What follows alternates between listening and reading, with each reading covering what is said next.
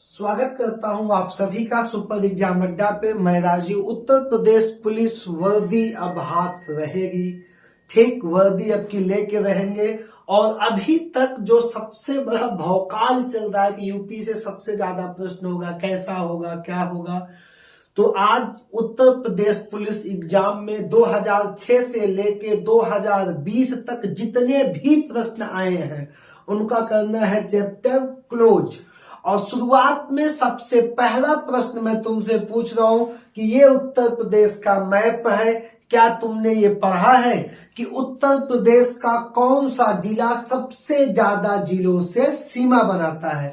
अगर पढ़ा है तो इस मैप को देखें और कमेंट करें, नहीं तो लास्ट में मैं आपको बताऊंगा यूपी का कौन सा जिला, राज्य नहीं, सोनभद्र मत लिखो, कौन सा जिला सबसे ज्यादा जिलों से सीमा बनाता है। तो आप देखिए और चलिए शुरू करते हैं हम अपने प्रश्न को। पहला प्रश्न है हमारा, पहला प्रश्न है कि शिक्षा मित्र निम्नलिखित में से किसे कहा जाता है? ये शायद जब का प्रश्न है, तो ऐसा तो नहीं होगा कि किसी बच्चे को ये नहीं पता होगा। प्राथमिक विद्यालय के शिक्षक के लिए, विज्ञान महाविद्यालय, कला महाविद्यालय, माध्यमिक, तो प्राइमरी के शिक्षक के लिए क्या एक शब्द आया था? शिक्षा मित्र। तो क्या ये प्राइमरी के परमानेंट शिक्षक है? नहीं बेटा। समय था 26 नवंबर 1999। 26 नवंबर 1999 को शिक्षा मित्र की एक योजना लाई गई जिसके तहत 2250 रुपए मानदेय पे टीचरों को भर्ती किया गया। ठीक, लेकिन यह योजना आई कब? 1999 में। तुमसे प्रश्न पूछेगा कि सर यह योजना, भैया यह योजना लागू कब हुई? तब तुम कहोगे फरवरी 2020 में लागू, फरवरी 2000 में, 20 यार, ठीक है ना, फरवरी 2000 में। कितने में? फरवरी 2000 में। कौन सी योजना है? शिक्षा मित्र। अगला प्रश्न है हमारा, डोलू कुनीथा। डोलू कुनीथा भारत के किस राज्य का लोक नृत्य है? अब इसमें जो यूपी का सबसे फेमस, उत्तर भारत में बिहार उत्तर पूर्व में है, यहाँ का और यूपी का, इन दोनों जगहों का यह नृत्य नहीं है। ना तो बिहार का है और ना ही कहाँ का नृत्य है, ना ही यह यूपी का नृत्य है। तब आपको बताना है कि यह नृत्य कहाँ का है। तो जब आप बताएंगे यह नृत्य कहाँ का है, तमिलनाडु का, केरल का या कर्नाटक का? डोलू कुनिथिया बेटा कर्नाटक का नृत्य है। इसमें बड़े बड़े ढोल लेके ग्रुप में समूह बना के लोग क्या करते हैं? नृत्य करते हैं। अगला प्रश्न हमारा,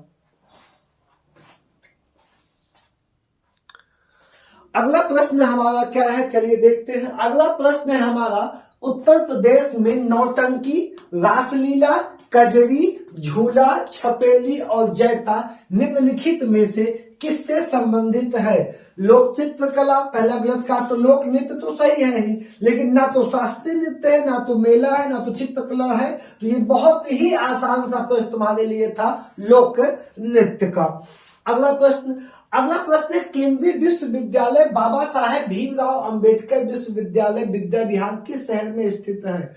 उत्तर प्रदेश में 6 केंद्रीय यूनिवर्सिटियां हैं, जिसमें से बाबा साहेब भीमराव अंबेडकर विश्वविद्यालय लखनऊ में स्थित है। कहां पे स्थित है? लखनऊ में स्थित है। आगरा महाविद्यालय भी, आगरा विश्वविद्यालय भी बाबा साहब भीमराव अंबेडकर के नाम से जाना जाता है ये। लेकिन केंद्रीय विश्वविद्यालय, केंद्रीय सेंट्रल यूनिवर्सिटी कौन सी है?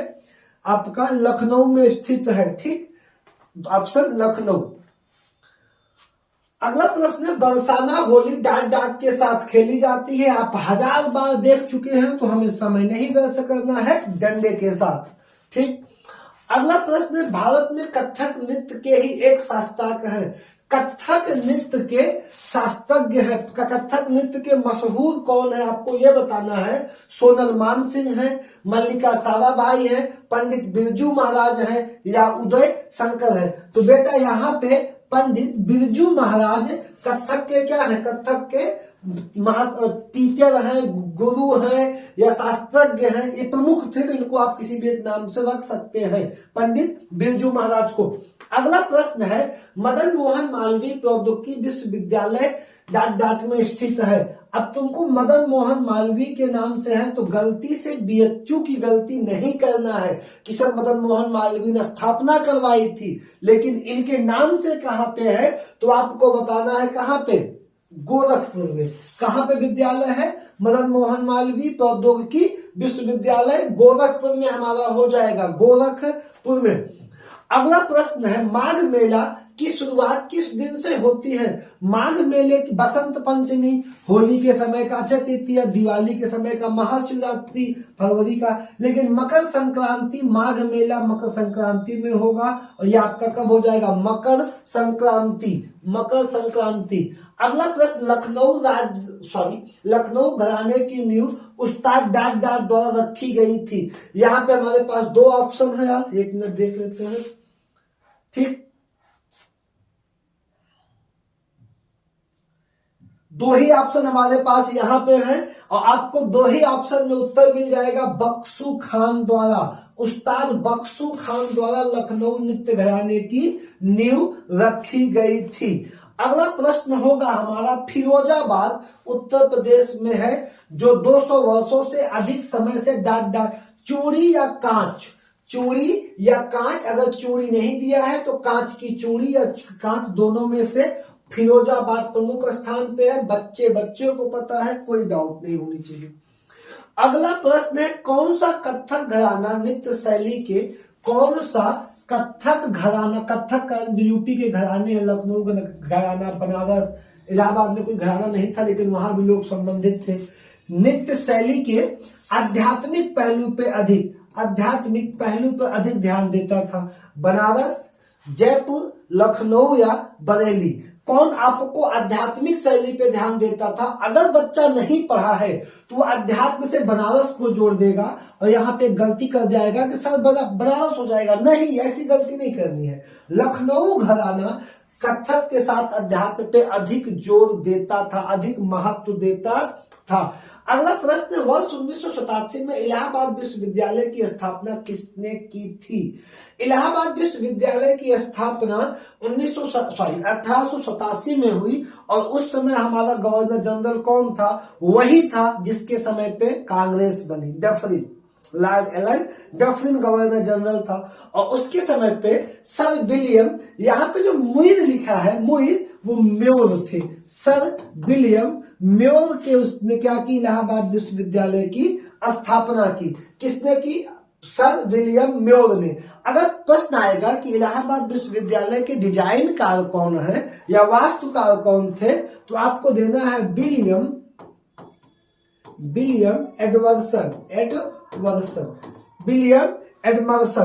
विलियम एडमर्सन वहां के क्या हो जाएंगे, वास्तुकार हो जाएंगे। और विलियम म्योर क्या थे, संस्था स्थापना की थी। किस वायसराय के काल में, लॉर्ड डफरिन के काल में। ये गलती नहीं करेंगे। निम्नलिखित में से उत्तर प्रदेश का राज्य पक्षी कौन है। आप लगातार विवादों में रहने वाले आरिफ का सारस जानते होंगे और उसको हटाया गया राज्य पक्षी होने के कारण। राजकीय और राज्य पक्षी पाली नहीं जा सकती, तो क्या हो जाएगा, सारस हमारा सही उत्तर हो जाएगा। कौन हो जाएगा, सारस। अगला प्रश्न है मेरे प्यारे भैया, वर्ष 1987 से 1950 तक उत्तर प्रदेश को किस नाम से जाना जाता था। 1937 से 1950। ये प्रश्न बेटा अक्सर रहता है एग्जाम में, इसलिए मैंने पूरी पीडीएफ उठा लिया है। पहली बात, उत्तर प्रदेश राज्य का पुनर्गठन कब हुआ, 1 नवंबर 1956 को। 1 नवंबर 1956 को क्या हुआ, पुनर्गठन हुआ। राज्य का नाम उत्तर पश्चिम प्रांत 1836 से था। 1836 से राज्य का नाम उत्तर पश्चिम प्रांत था, जो कब तक था, 1877 तक। और 1877 से बेटा 1877 से 1902 तक उत्तर पश्चिम आगरा एवं अवध प्रांत के नाम से जाना जाता था।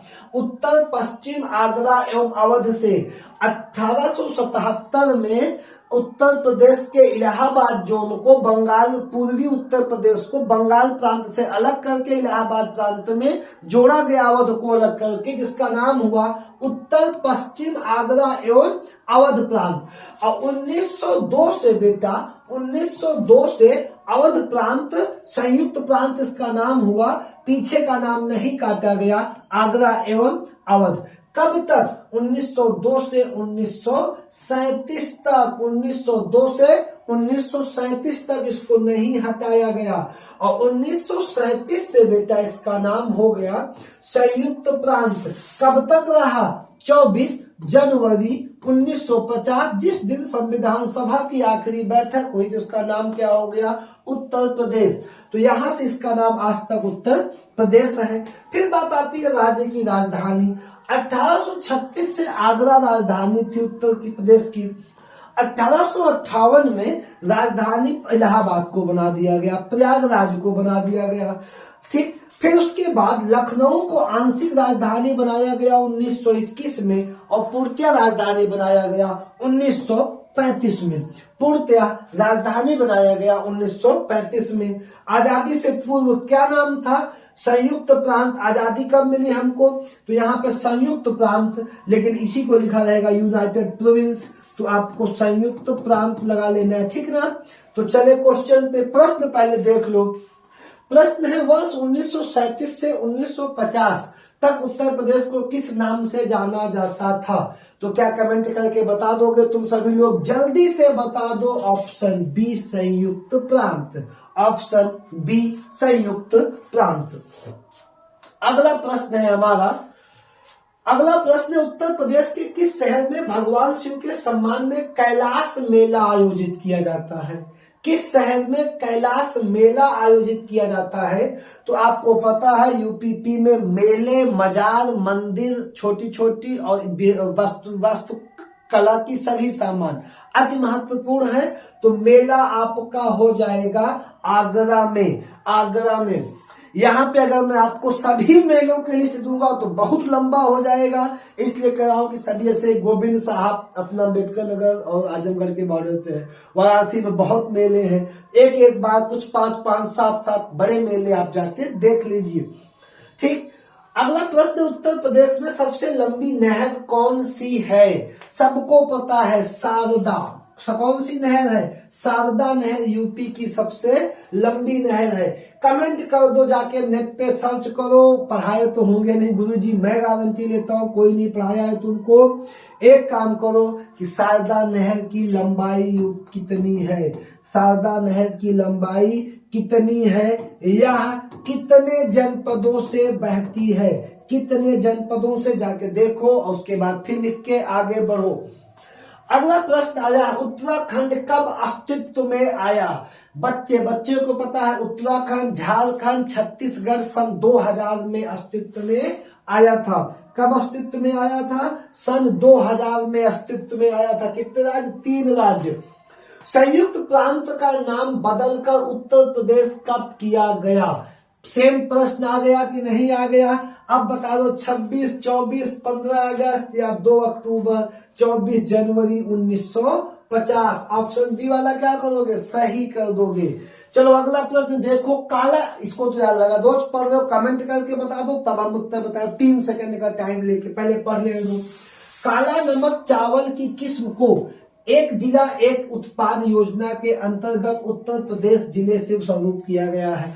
अब तुमको बताना है, मैं आपको समय देता हूं 3 सेकंड का या 5 सेकंड का, जल्दी कमेंट करके बताओ कि कौन सा जिला है, बिना सर्च किए। गलत होता है, होने दो। 1, 2, 3, 4 और 5। टाइमर यार यहाँ नहीं सेट है, सेट कराना है। तो आप कमेंट किए, बहुत अच्छा, ठीक है। आगे बढ़ते हैं, सिद्धार्थ नगर कौन सा जिला हो जाएगा? Option B Siddharth Nagar. प्रसिद्ध सूफी संत अमीर खुसरो का जन्म उत्तर प्रदेश के कहां पे हुआ था? बुलंदशहर, अलीगंज, एटा व फैजाबाद। तो आपको जो जगह मिलती है, आप जब सर्च करते हैं, जगह का नाम नहीं आता, यहाँ पे जगह नहीं है, एक तहसील है, कहां पे? एटा में। कहां पे? एटा में। जनपद पूछेगा तो क्या कमेंट करोगे? एटा। लेकिन तुम अमीर खुसरो को इसलिए पढ़ना भी जरूरी है क्योंकि सबसे ज्यादा सुल्तानों का काल देखने वाला व्यक्ति कौन है? अमीर खुसरो। अमीर खुसरो ने ही अलाउद्दीन खिलजी को उपाधि दी है सिकंदर ए सानी, द्वितीय सिकंदर की। ठीक। अगला प्रश्न है हमारा, बहू बेगम का मकबरा उत्तर प्रदेश में स्थित है। कि अभी यूपी आने के बाद कितने लोगों को पता लगा कि ये भी यूपी में एक मकबरा है? और अभी चलो कमेंट कर लो कितने अयोध्या वासियों को नहीं पता होगा कि यह मकबरा अयोध्या में है।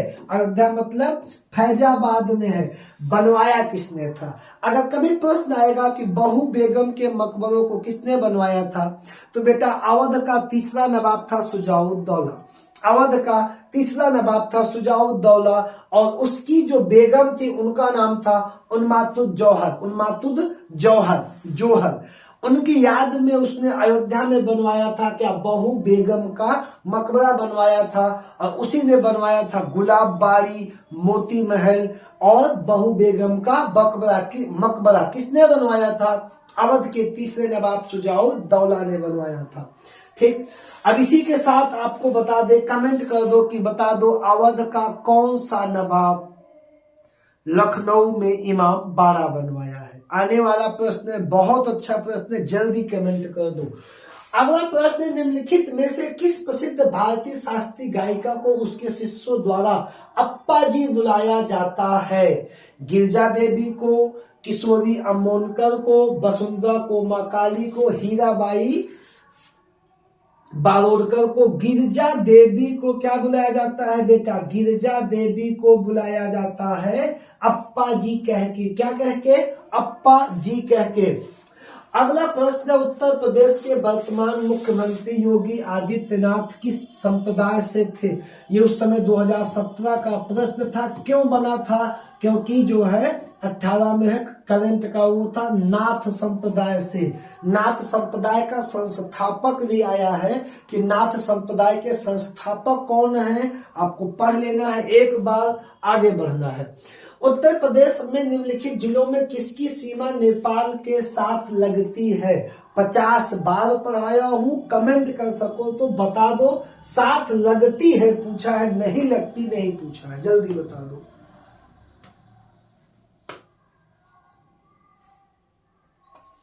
बताओगे कि नहीं बताओगे यार? जल्दी कमेंट यार, तुम लोग सपोर्ट करो। सब कमेंट देखने की व्यवस्था यहाँ हो जाए, फिर हम कमेंट वहां देख लिया करें। अभी यार उस लेवल पे हम सेटअप में है नहीं और तुम लोग बात यार समझ नहीं रहे हो। चलो देखो, देखते हैं क्या करना है। किसके साथ बॉर्डर देना है तुमको जी? नेपाल के साथ ना। रुको रुको रुको रुको, जूम कर दिया जाए ना। ठीक, अब देखो, नेपाल नेपाल नेपाल। ठीक,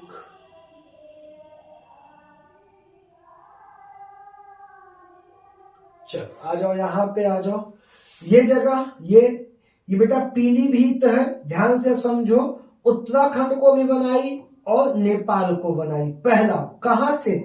पश्चिम ओर से लखीमपुर खीरी, दूसरा लखीमपुर खीरी, बहराइच तीसरा, बहराइच, श्रावस्ती चौथा, श्रावस्ती, बलरामपुर पांचवा जनपद है, सिद्धार्थनगर छठा जनपद है और महाराजगंज सातवां जनपद है। महाराजगंज बिहार से भी बनाता है। कुल कितने जनपद हैं? 7 जनपद हैं। पूरब से कभी क्रम पूछ लिया, क्या करोगे यार? आरो देने जा रहे हो, क्रम पूछ लिया, यूपी पुलिस बोल दिया कि क्रम से लगाइए पश्चिम से पूर्व 4 जिले का नाम। तो पहले पीलीभीत, लखीमपुर, बहराइच, श्रावस्ती, बलरामपुर, सिद्धार्थनगर, महाराजगंज। ऑप्शन शायद मिल ही गया होगा, खत्म करो। इधर से पूर्व से पश्चिम पूछ लिया तो महाराजगंज, सिद्धार्थनगर, बलरामपुर, श्रावस्ती, बहराइच, खीरी और पीलीभीत। अगले प्रश्न पे चलेंगे। पहला क्वेश्चन याद रखना जो पहले पेज पे पूछा हूं। एक जिला एक उत्पाद योजना के अंतर्गत हस्त निर्मित कागज 19 में भी प्रश्न है, 18 में भी प्रश्न है। किसके लिए चुना गया है? अमेठी, जालौन, देवरिया या कुशीनगर? अब आपको बताना है हाथ से निर्मित कागज। जल्दी से ओपीडीपी कमेंट करो। मैंने कहा कि 1 डिस्ट्रिक्ट 1 प्रोडक्ट को पढ़ना ही है, 2-2 बार चर्चा हुई, जल्दी से पढ़ भी रहे हो तुम। जालौन क्या हो जाएगा? जालौन हो जाएगा। आगे बढ़ते हैं हम लोग। आगरा और अवध के संयुक्त प्रांत, आगरा और अवध के संयुक्त प्रांत जिन्हें अब उत्तर प्रदेश के नाम से जाना जाता है, ने वर्ष 1921 में अपनी राजधानी को डाट से लखनऊ स्थानांतरित किया था। थोड़ी देर पहले एक क्वेश्चन में हमने यही बात तुमसे की थी। कौन सी बात की थी? यही बात की थी कि बेटा राजधानी का, अगर याद है तो कमेंट करो, नहीं तो देखो फिर तुमको मैं दिखा रहा हूं। देखो क्वेश्चन छोड़ो, एक मिनट इसको देख लो, फिर हम आ जाएंगे किस पे? क्वेश्चन पे। अब यहाँ पे ध्यान से देखो, 1921 से कहां स्थानांतरित की गई थी आपको बताना है। पहला क्या है देखिए ध्यान से, 1902 में राजधानी, 1836 से लेके 1858 तक राजधानी आगरा थी। 1858 से लेके 1921 तक राजधानी कहां थी? प्रयागराज थी। 1921 से 1935 आंशिक राजधानी लखनऊ थी, लेकिन 1935 से पूर्णतया हो जाएगी। तो वहां पे आंशिक और पूर्णतया तो हमसे पूछा नहीं है। हमसे पूछा क्या है? हमसे पूछा है कि क्या कब हो, कहां पे दे रहा है कि अपनी राजधानी को डाट से लखनऊ, कहां से लखनऊ ले जा रहा है।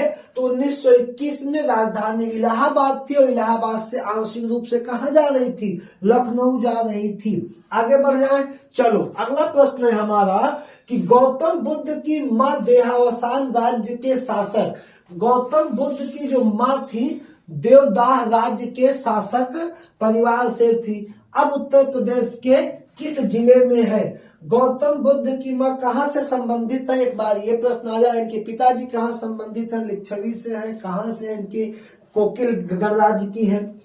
वह कहां है? देवरिया में है, गोरखपुर में है, बस्ती में है या गोंडा में है? तो मेरे प्यारे भैया बिहार ने, ठीक है, जो पूर्वी यूपी है, जो यूपी बिहार को सीमा बनाएगा, वही कहां पे इनका, वहां पे क्या था? कोकिल ग्राम।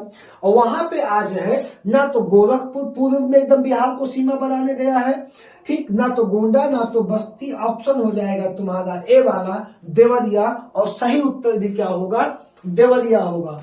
वाल्मीकि का आश्रम ब्रह्मावर्त का मतलब वैदिक काल में सशक्त नदियों के बीच में था, जो अब किस जनपद में बात कर रहा है? तो पश्चिमी यूपी का राज्य होगा बिठूर। दक्षिणी यूपी में झांसी की बात नहीं करनी है, उदई की बात तुमको नहीं करनी है, बात करनी है पश्चिमी यूपी की। पश्चिमी यूपी में पूरा जोन आएगा, ठीक। ललितपुर दक्षिणी यूपी का है, पश्चिमी यूपी में बिठूर दिया है, कानपुर के निकट का बिठूर। ऑप्शन ए क्या हो जाएगा तुम्हारा? सही हो जाएगा। अगला प्रश्न है, 1 जनवरी 1845 को उत्तर प्रदेश में डाट नामक पहला हिंदी समाचार पत्र निकाला, जिसे गोविंद रघुनाथ ने संपादित किया था। सरस्वती, बनारस अखबार, हंस या जागरण? तो मेरे प्यारे भैया पहले इन सभी के संपादक को सर्च कर लेना, तब आगे बढ़ना। इसका जो उत्तर होगा, गोविंद रघुनाथ द्वारा संपादित किया गया बनारस अखबार, जो उत्तर प्रदेश का पहला हिंदी समाचार पत्र हो जाएगा। अगला प्रश्न, भेड़कुंड जहां अर्जुन ने द्रौपदी से शादी करने के लिए मछली को निशाना बनाया था, वह उत्तर प्रदेश में है।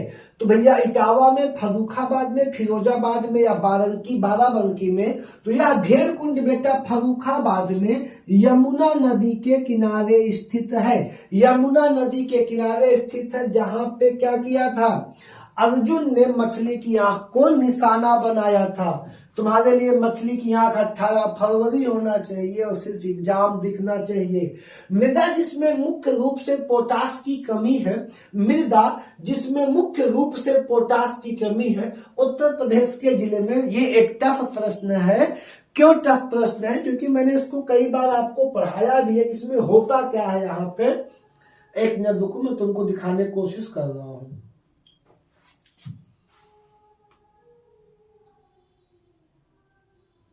पूरा देश यार राममय बना दिया है, क्यों?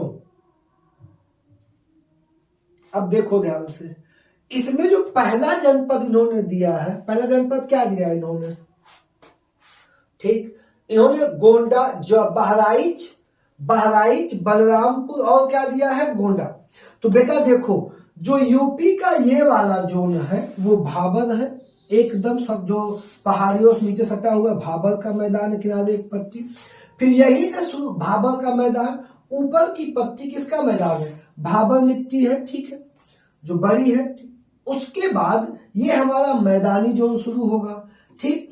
अब इसमें जो 3 जिले हैं, बलरामपुर, बहराइच और गोंडा, ये तीनों नेपाल के सीमा के इर्द गिर्द हैं, जो भाबर क्षेत्र की मिट्टी में है। लेकिन तराई मैदान की मिट्टी में इकलौता एक चीज जो जिसमें गंगा के मैदान में, गंगा गोमती या गंगा यमुना के मैदान में है, वो है तुम्हारा जौनपुर। वो कौन सा है? जौनपुर है।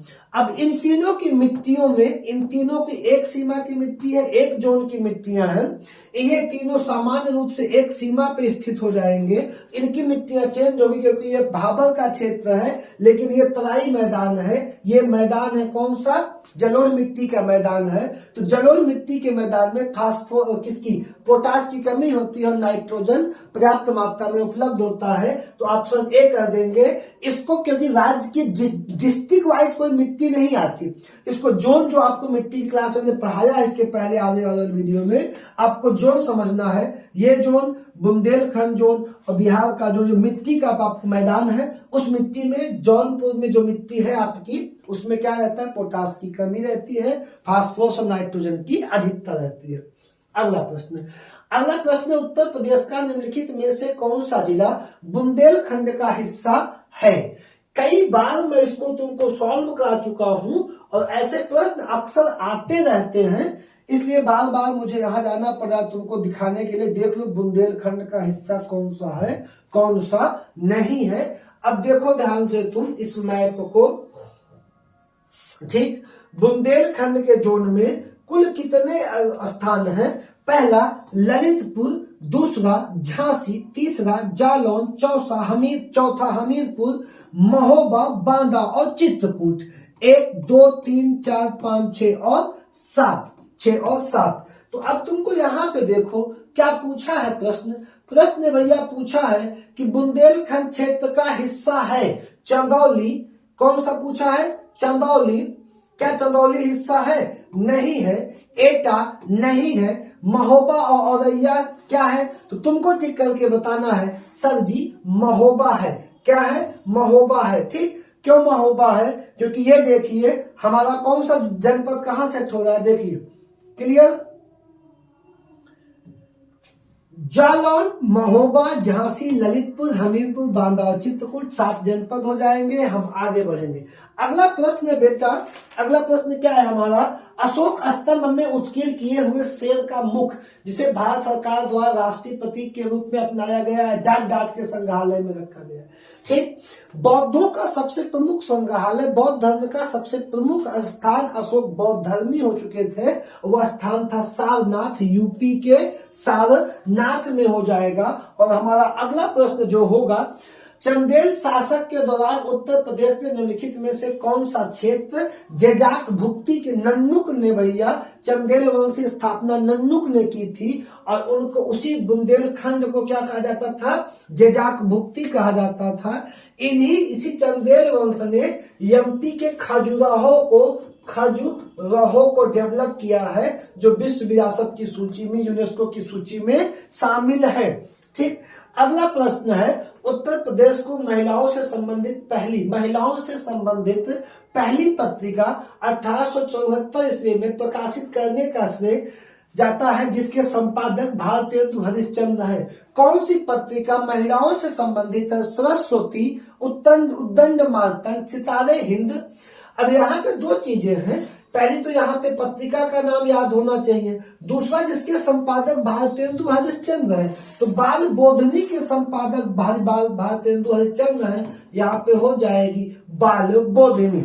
आगे बढ़ेंगे। अगला प्रश्न है, प्रसिद्ध सितार वादक नवाब इनायत खान प्रसिद्ध सितार वादक नवाब इनायत खान उत्तर प्रदेश से संबंधित थे। प्रसिद्ध सितार वादक नवाब इनायत खान उत्तर प्रदेश में कहां से संबंधित है? तुमको बताना है, एटा से, इटावा से, औरैया से या फिरोजाबाद से। तो बेटा ऑप्शन हो जाएगा इटावा से संबंधित थे। कौन? सितार वादक। ठीक, क्या नाम हो जाएगा? इनायत खान। निम्नलिखित में कौन सा जिला उत्तर प्रदेश के बुंदेलखंड से संबंधित है? यार ये सेम प्रश्न है क्या? शायद सेम प्रश्न है, सेम प्रश्न नहीं, 2 बार आया है। यहाँ पे सेम ऑप्शन हो जाएगा, 7 जिले हैं, यहाँ पे सेम हो जाएगा कितना? महोबा। ठीक, आगे बढ़ेंगे। अगला प्रश्न, उत्तर प्रदेश का क्षेत्रफल देश के क्षेत्रफल का कुल कितना प्रतिशत है? 7.3%। 7.3%। यूपी में देश के कुल कितनी जनसंख्या का प्रतिशत निवास करती है? 17%। 17% के लगभग जनसंख्या और जमीन कितने प्रतिशत है? 7% हो जाएगी। अगला प्रश्न है, उत्तर प्रदेश में पहली बार 1887 में प्रकाशित होने वाली दैनिक समाचार पत्र हिंदुस्तान के संपादक कौन थे? महावीर प्रसाद द्विवेदी, पद्मलाल पुन्नालाल बख्शी, मदन मोहन मालवीय या भारतेंदु हरिश्चंद्र? तो बेटा हिंदुस्तान के संपादक थे मदन मोहन मालवीय। कौन थे? मदन मोहन मालवीय हो जाएंगे। अगला प्रश्न हमारा, उत्तर प्रदेश में किस वर्ष सभी सरकारी कार्यों के लिए हिंदी का प्रयोग करना कानूनी रूप से अनिवार्य कर दिया गया? कानूनी रूप से अनिवार्य कर दिया गया सभी कार्यों के लिए। 47 होगा? नहीं, 57, 68 या 77? तो हिंदी में सभी कार्य अनिवार्य किए गए थे बेटा 1977 में। 1977 में। निम्नलिखित में से बुंदेलखंड का लोकप्रिय नृत्य कौन सा है? बिरहा। लोकप्रिय लोकगीत कौन सा है? बिरहा, आल्हा, रसिया या लगुरिया? 70% से 80% बच्चे आल्हा को टिक मार के गलती करेंगे।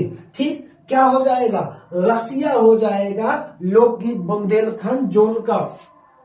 अगला, एक रंग बिरंगा और मंत्र मुग्ध कर देने वाला मेला है जो प्रत्येक वर्ष उत्तर प्रदेश के मेरठ में होली के कुछ दिनों बाद लगता है। मेरठ में जो मेला लगता है बेटा, नौचंदी मेला फेमस है। और यहाँ पे तो मेरठ में लगने वाला मेला याद है तो बहुत कहानी नहीं पढ़नी है। अगला प्रश्न हो जाएगा हमारा, अगला प्रश्न है कि मुंशी प्रेमचंद का जन्म कहाँ हुआ था? बेटा मुंशी प्रेमचंद का जन्म वाराणसी में हुआ था। कहाँ हुआ था? वाराणसी में हुआ था। निम्नलिखित में से कौन सा उत्तर प्रदेश का सबसे पुराना विश्वविद्यालय है? सबसे पुराना विश्वविद्यालय 1887 में स्थापित है। डफरिन के काल में 23 सितंबर 1887 को इलाहाबाद विश्वविद्यालय यूपी का सबसे प्राचीन विश्वविद्यालय हो जाएगा। अगला प्रश्न, उत्तर प्रदेश के किस शहर में पूर्व का ग्रास के नाम से जाना जाता है? पूर्व के ग्रास के नाम से किसे जाना जाता है? गोरखपुर को, बनारस को, मुरादाबाद को या कन्नौज को? तो गोरखपुर, मुरादाबाद, बनारस या कन्नौज। ठीक, कन्नौज को पूर्व के ग्रास के रूप में जाना जाता है। अगला प्रश्न हो जाएगा हमारा, वर्ष 2011 की जनगणना के अनुसार सबसे ज्यादा जनसंख्या वाला जिला कौन सा है? इस ऑप्शन में इलाहाबाद हमारा सबसे ज्यादा 10 लाख से ज्यादा की जनसंख्या वाला जिला है। अगला प्रश्न, प्रसिद्ध सूफी संत शेख सलीम चिश्ती की दरगाह उत्तर प्रदेश में आगरा के फतेहपुर सीकरी में किसने बनवाई थी? अकबर ने। किसने बनवाया था? अकबर ने बनवाया था। ठीक, इसी परिसर में बेटा बुलंद दरवाजा भी है। सेम परिसर है बहुत बड़ा, इसी परिसर में बुलंद दरवाजा है। सामने क्या है? सलीम चिश्ती की महल है, यही शायद महल है, शायद मकबरे है। बहुत बड़ा परिसर, फतेहपुर सीकरी, अकबर, आगरा। उत्तर प्रदेश का राजकीय फूल कौन सा है? भैया ढाक, तुमने बहुत बार सुना होगा। ढाक का फूल क्या है? राजकीय फूल से क्या कहते हैं? पलाश कहते हैं। और जिसे कहा जाता है जंगल की आग। जंगल की आग भी जिसे कहा जाता है, किसे कहा जाता है? पलाश या ढाक को कहा जाता है। अगला हो जाएगा, हॉकी दिग्गज मेजर ध्यानचंद का जन्म हुआ था इलाहाबाद में। इनके जन्म दिवस को खेल दिवस के रूप में मनाया जाता है। अगला प्रश्न हो जाएगा मेरे प्यारे भैया, भारतीय साहित्य में आरंभिक 20वीं शताब्दी के मुख्य हिंदुस्तानी लेखक धनपत राय को किस नाम से जाना जाता है? किसके बचपन का नाम धनपत राय था? किसका? मुंशी प्रेमचंद का नाम धनपत राय था। अगला, महर्षि वाल्मीकि का सेम प्रश्न फिर रिपीट हुआ है, बिठूर। सेम प्रश्न रिपीट हुआ है, बिठूर। आगे बढ़ो जल्दी से। राष्ट्रीय कवि मैथिली शरण गुप्त का जन्म उत्तर प्रदेश में कहाँ हुआ था? ठीक, कानपुर, झांसी, लखनऊ व उन्नाव। तो इनका जन्म हुआ था बेटा कानपुर में। कहाँ हुआ था? कानपुर में। अगला प्रश्न है, गुप्त काल का टेराकोटा पकी मिट्टी के ईंटों से बना भीतर गांव मंदिर उत्तर प्रदेश में स्थित है। पहला गुप्त काल का पहला पकी ईंटों से बना मंदिर भीतरगांव कानपुर में स्थित है। कहाँ स्थित है? गुप्त कालीन ये पहला मंदिर जो ईंटों से बनाया गया था कानपुर हो जाएगा। अगला प्रश्न है हमारा, वाराणसी के विश्वनाथ मंदिर का निर्माण रानी अहिल्याबाई मराठा संबंधित थी। कौन? रानी अहिल्याबाई ने करवाया था। उत्तर प्रदेश की कुल आबादी भारत की आबादी की कितनी प्रतिशत थी? बेटा 16.4। यहाँ पे 17 का नियरेस्ट ऑप्शन है। तुम क्या करोगे? 16.4 को टिक कर दोगे। आगे बता चुका हूं। ताज एक्सप्रेसवे किन दो शहरों को जोड़ता है? ताज एक्सप्रेसवे किन दो, भारत यूपी का पहला एक्सप्रेसवे था जो क्या करता है? आगरा से ग्रेटर नोएडा को दिल्ली के निकट ग्रेटर नोएडा और क्या करता है? जोड़ देता है। इसी को छू के आगरा से यमुना एक्सप्रेसवे कहां तक? आगे यहां तक दिल्ली का टच करा देंगे आपको। फिर आगरा से यमुना एक्सप्रेसवे कहां लेते आएगा? लखनऊ लेते आएगा। फिर लखनऊ से टच किसको दे देंगे? किसको? पूर्वांचल एक्सप्रेसवे को। कहां तक पहुंच जाएगा? गाजीपुर तक पहुंच जाएगा। ठीक है ना? आगे चलेंगे।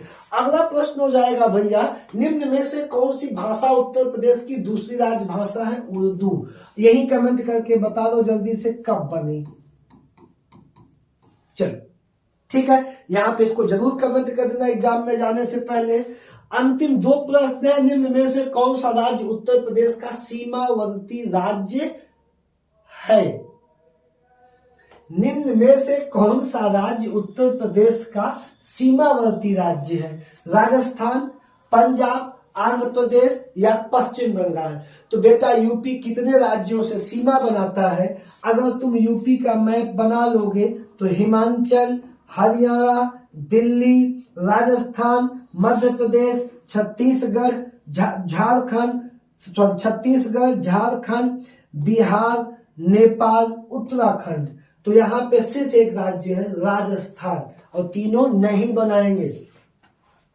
निम्नलिखित में से कौन से स्थान पर कुंभ मेला नहीं होता है? ठीक, कौन से स्थान पे कुंभ मेला नहीं होगा? तो ऑप्शन हो जाएगा वाराणसी में कुंभ मेला नहीं होगा। उज्जैन में कुंभ मेला लगता है किस नदी के तट पे? क्षिप्रा के तट पे। हरिद्वार और इलाहाबाद में लगता है गंगा के तट पे। और नासिक में लगता है कुंभ मेला गोदावरी के तट पे। गोदावरी के तट पे। अभी हाल में मेरे से गलती हो गई थी, मैं समझ नहीं पाया यार। मैं पढ़ा रहा था कि निम्नलिखित में से कौन सा जिला गोदावरी के तट पे होगा, वहां पे नासिक कमेंट कर दिया हूं। पता नहीं कि नशे में था उस समय में, वो गलती मुझसे हुई है और मैं एक्सेप्ट करता हूं यहाँ वीडियो में। बेटा नासिक गोदावरी के तट पे, यहीं पे लगता है कुंभ। तो अब आ जाओ पहले पेज पे, और तुमको बताना है ये पहले पेज का आंसर कि कौन सा जिला सबसे ज्यादा जिलों से सीमा बनाता है। क्या तुम्हें पता है? हाँ, नहीं पता तो मैं बता रहा हूं, यूपी का जिला है बदायूं, जो सबसे ज्यादा जिलों से सीमा बनाता है।